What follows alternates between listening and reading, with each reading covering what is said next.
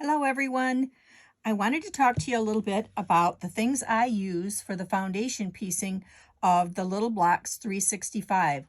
I know there's a lot of you that have been doing foundation piecing for a long time, but there is a whole bunch of you that I am finding out have not done this before, and it can be a little bit intimidating and just seem like everything is a foreign language.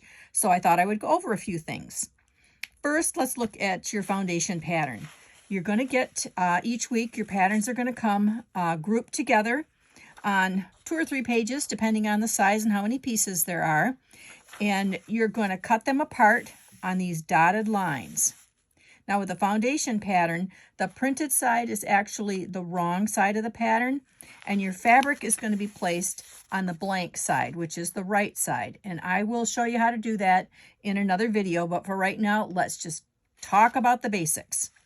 Now, once you've got your pattern cut apart, if there's multiple colors of fabric in there, I like to take a pencil and I will put, let me see if I can turn this around, it'll be right side up for you guys.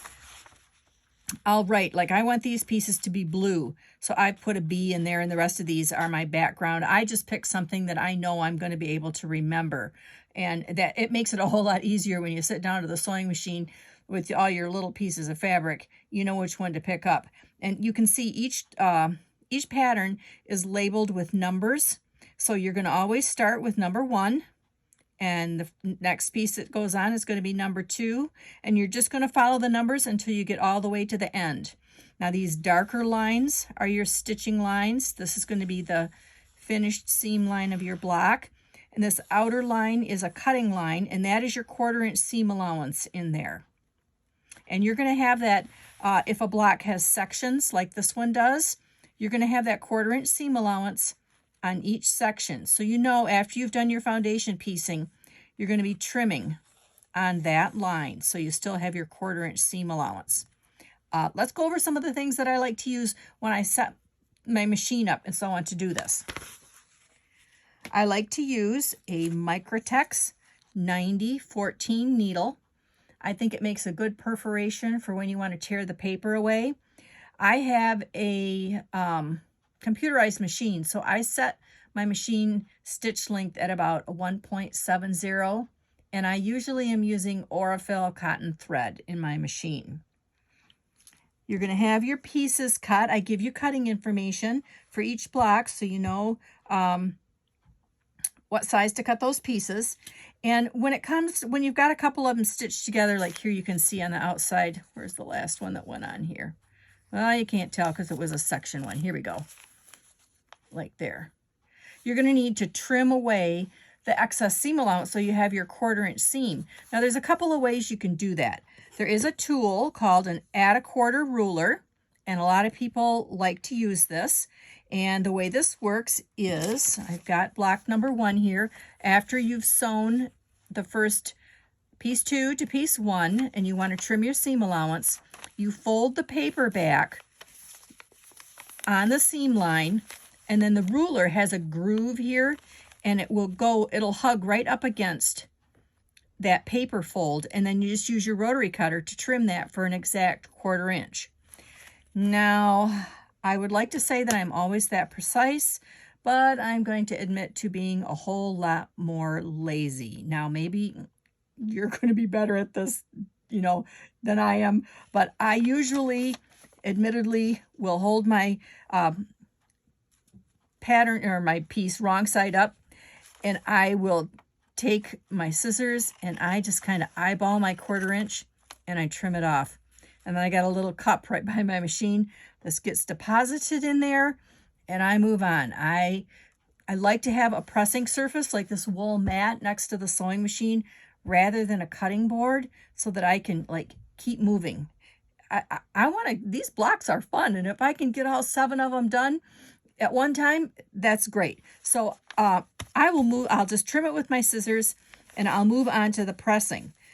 And you don't want to use steam because of the paper when you're doing this pressing. I just use a hot, dry iron. And like I said, having a surface right next to your ironing board is handy. Now there's these little irons. A lot of people are just enamored with these, and I have one, this little, is it Alisso mini iron? It's got its own little stand that you can put it on so you can keep it down all the time. It's great, you know, for navigating small spots and go pressing over like that. But I'm going to admit my favorite iron, if you can find one, and I have gotten my last couple on eBay, and I probably shouldn't tell you this because I do sell those irons, but I'm out to help you have a good time with these blocks, not necessarily sell you something, is these old little Black & Decker stowaway steam irons. Now, I don't put the steam in here, but these babies get nice and hot, and that is really what you need for, you know, dry ironing on cotton fabric. So if you have a chance to look for one of these and you can get one, you know, you got the extra money to spare, give it a whirl, because it is a good little iron. If not, invest in the Alisso. Those are a great iron too. Oh, by the way, the scissors I was using is our Karen K. Buckley's purple handles. They're nice and sharp. They got a serrated edge so it doesn't slip on the fabric. They're really great to use. The last thing I want to mention to you that I do once my block is all pieced together, and I don't know if this is right to do or wrong to do, but I do it, is I use Mary Ellen's Best Press, and I spritz the whole block, and it presses it nice and flat for me, and I can set it aside until I'm ready, you know, to put the sashing on, add it to my quilt or whatever project I'm working on. So that's kind of the basics, you guys. Oh, the only other thing I forgot to mention, oh, and this is kind of important, is handy dandy, you're going to have a hot light or some light source near where you're doing your sewing, because when you go to position your pieces of fabric on the wrong side, I like to hold it up to the light and you can see through to make sure you've got your seam allowance covered and you've got that in position. It just makes it, a lot of times your sewing machine light will be good enough, but for me, I'm getting old, my eyesight's not as good as it should be anymore probably, so I like to have the hot light there, and that added light around my sewing area is just kind of nice. So hopefully this helped you a little bit, and I will be back in a little while and show you how to stitch a block.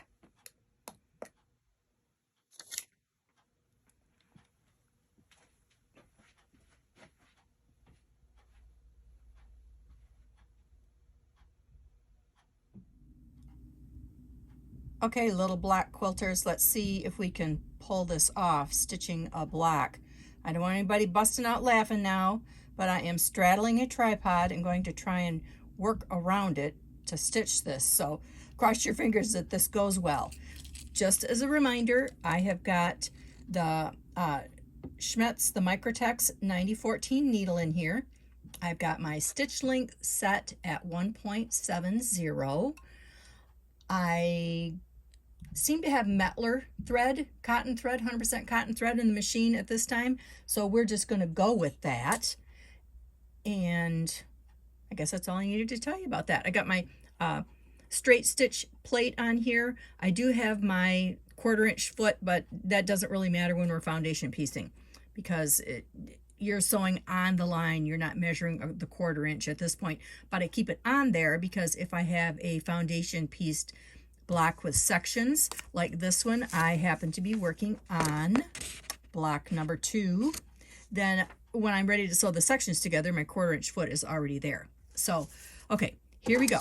As I said, cut your sections apart, and the printed side is the wrong side. Your fabric is going to go on the right side. Remember, when you're looking at the unprinted side, you want to see the right side of your fabric when you put down that first piece. So I use my light. I've got my hot light next to me, and I've got my sewing machine light. And I think you can see what I mean about looking through, seeing through the paper to position that piece. I've labeled this one where I want my pink.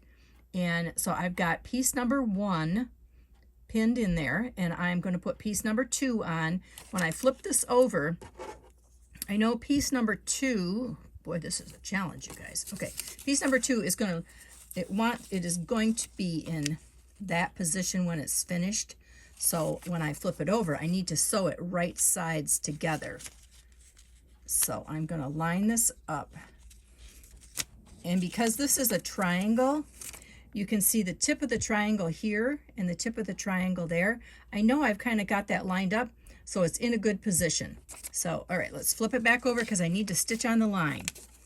Now I'm going to put this under the needle, and you want to start your foundation piecing a stitch or two before the beginning of the line, and you're going to want to end a stitch or two afterwards. Now, once you get used to this, you won't have to put your needle down, but you can, put it down in through the paper, just that little bit before the line. I'm hoping you can see that. Okay, then we are going to stitch that line. I'm going to go a couple stitches beyond it.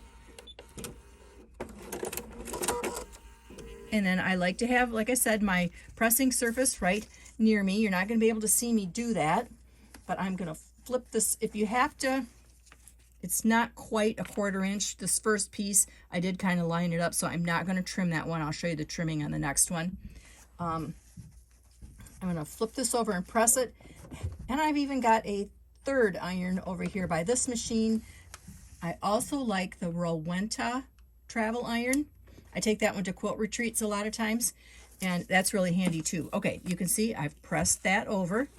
I'm going to go over here, and I need to do piece number 3, which is that one right here, and that's my background. So I'm going to grab that piece, and I need that to be right sides together.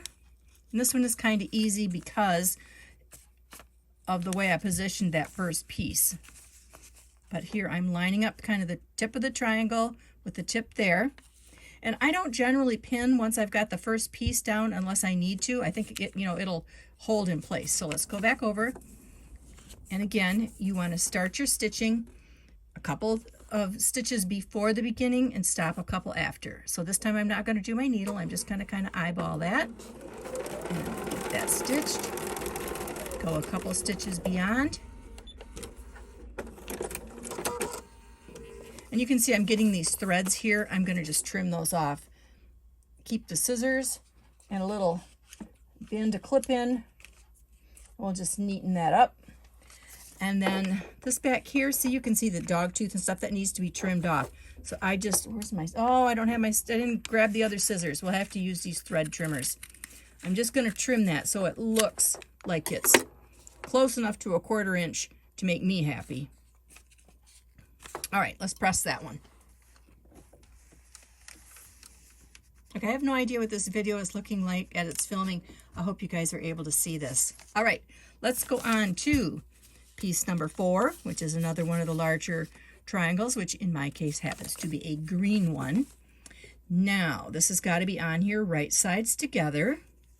And this is our nice finished point right here. And if we're going for a 1/4 inch seam allowance, the raw edge has got to be up here about a 1/4 inch above that. So I'm going to center this piece on here. I'm going to scoot that up to what I think is a 1/4 inch. I'm going to get it over here. Can you see how if you hold it up to the light, you can see, whoops, I lost it. You can see that it's straight across and pretty much in position. So I'm going to call that good enough for me. So let's stitch this one. I'm going to start a couple stitches before, look across that, a couple stitches after, flip this over. Now you can see here, it's all jig-jagged. You got extra there and not right there. So I'm going to flip that back. Let's trim that down. I'm eyeballing this 1/4 inch. I could have a little mat here and use that at a 1/4 and trim it with a rotary cutter, but this goes okay for me, you guys. You can do whatever works for you. I'm just showing you what works for me. So, okay, I'm going to press this one.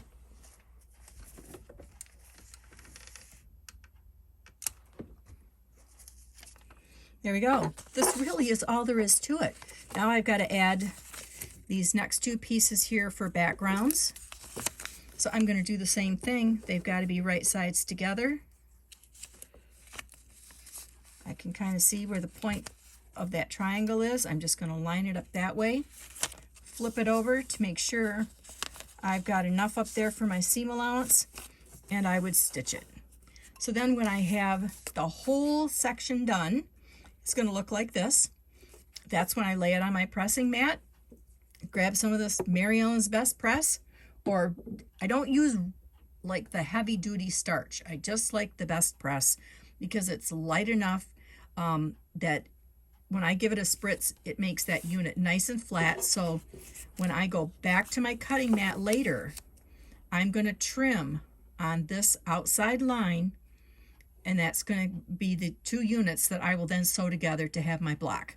So hopefully it's given you a couple of tips. If something isn't clear, you can always email me at info@sentimentalstitches.net, or if you go to sentimentalstitches.com, there is a contact email in the, I think it's in the right hand sidebar, that you can send me an email, ask me a question.